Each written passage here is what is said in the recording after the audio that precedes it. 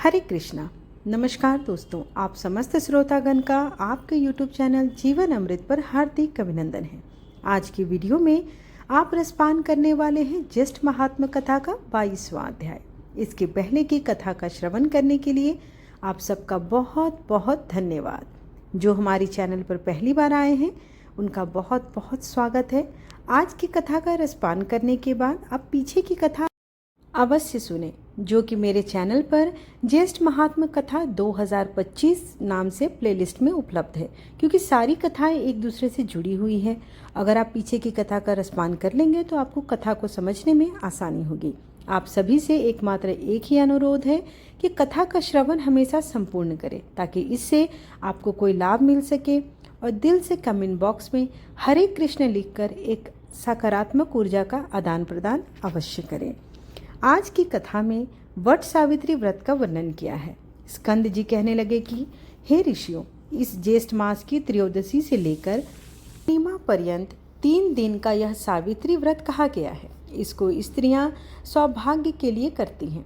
पतिव्रता स्त्रियां पूर्णिमा के दिन उपवास कर पतिव्रत तिथि में पारण करती हैं। ऋषि कहने लगे कि हे स्कंद जी, हे सदानंद, आप इस व्रत की विधि कहिए। स्कंद जी बोले कि हे विप्रो, ज्येष्ठ मास की पूर्णिमा के दिन पतिव्रता स्त्रियां अमृत समान जल से वट वृक्ष का सिंचन करें और सुंदर गंध अक्षत एवं पुष्प से पूजन कर भक्ति से नमो वैवस्वताय इस मंत्र को जापित करें।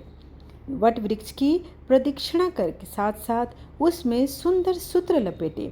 इस व्रत को समाहित चित्त से 1 वर्ष पर्यंत करें तथा रात्रि में भोजन करें और वर्ष के प्रत्येक पक्ष में वट वृक्ष का पूजन करें। पुनः ज्येष्ठ मास आने पर द्वादशी के दिन सूक्ष्म भोजन करें और त्रयोदशी के दिन प्रातः दातून आदि करके नियम ग्रहण करें कि हे जगद्धात्री, आज से लेकर मैं 3 रात्रि पर्यंत लंघन करूंगी और चौथे दिन चंद्रमा को अर्घ देकर उस सती सावित्री का पूजन करूंगी। यथाशक्ति ब्राह्मणों को भोजन कराकर भोजन करूंगी। हे शुभे, मेरे व्रत को पूर्ण करो, किसी प्रकार विघ्न उत्पन्न न हो। तत्पश्चात सप्त धान्य से पूरित वंश पात्र को कलश पर स्थापित करें और उसे वंश पात्र पर वस्त्र सहित प्रतिमा रखें। सुवर्ण की प्रतिमा ब्रह्मा और सावित्री की तथा धर्मराज की प्रतिमा बनाकर पूजन करें। वट वृक्ष के मूल भाग पर स्थापित घट के ऊपर प्रतिमा 3 दिन तक स्थापित करें। पूर्णिमा के दिन प्रातःकाल उठकर स्नान आदि से नित्य क्रिया करके सम्यक प्रकार से पूजन करें। सत्य सावित्री की प्रतिमा स्वर्णमयी बनाकर चांदी की सैया पर स्थापित करें और काष्ठ का बोझ रखें।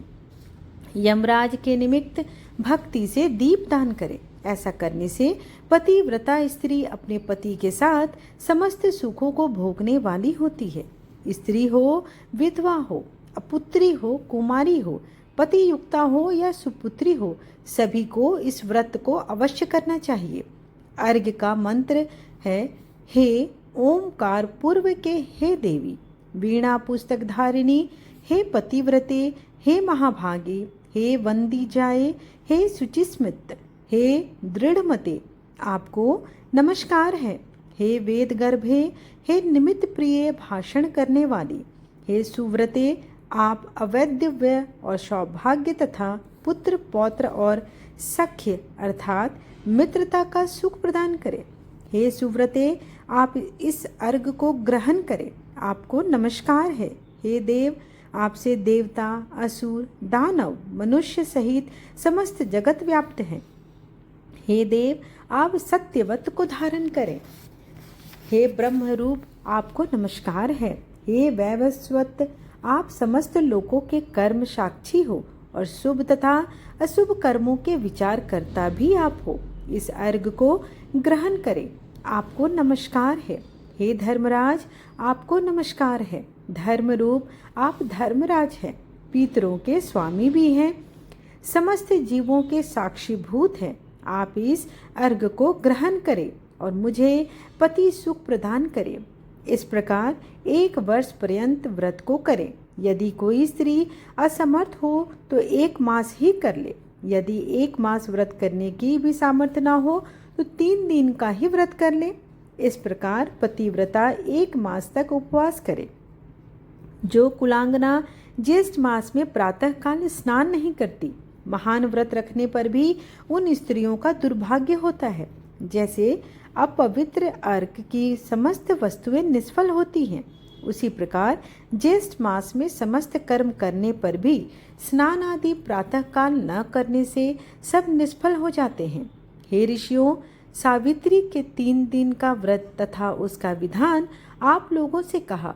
व्यास जी राजा युधिष्ठिर से कहते हैं कि हे नराधीप, ज्येष्ठ मास की पूर्णिमा यदि ज्येष्ठ नक्षत्र से युक्त हो तो छाता जूता दान करने से राजा होते हैं।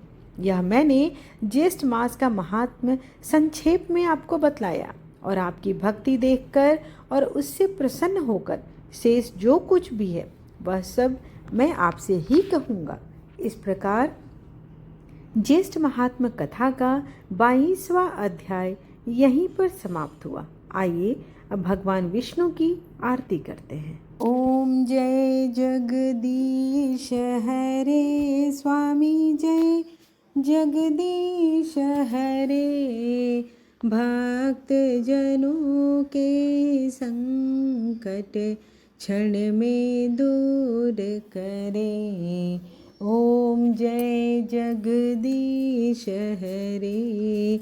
जो ध्यावे फल पावे, दुख बिन से मन का सुख संपत्ति घर आवे। कष्ट मिटे तन का। ओम जय जगदीश हरे। मात पिता तुम मेरे, शरण गहूँ मैं किसकी, तुम बिन और न दूजा। आस करूँ मैं किसकी। ओम जय जगदीश हरे। तुम पूर्ण परमात्मा, तुम अंतर्यामी, पार ब्रह्म परमेश्वर, तुम सबके स्वामी। ओम जय जगदीश हरे। तुम करुणा के सागर, तुम पालन करता। मैं मूरख खल कामी, कृपा करो भरता। ओम जय जगदीश हरे।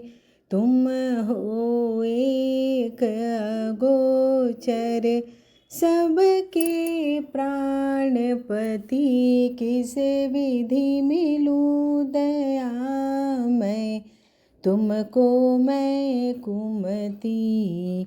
ओम जय जगदीश हरे।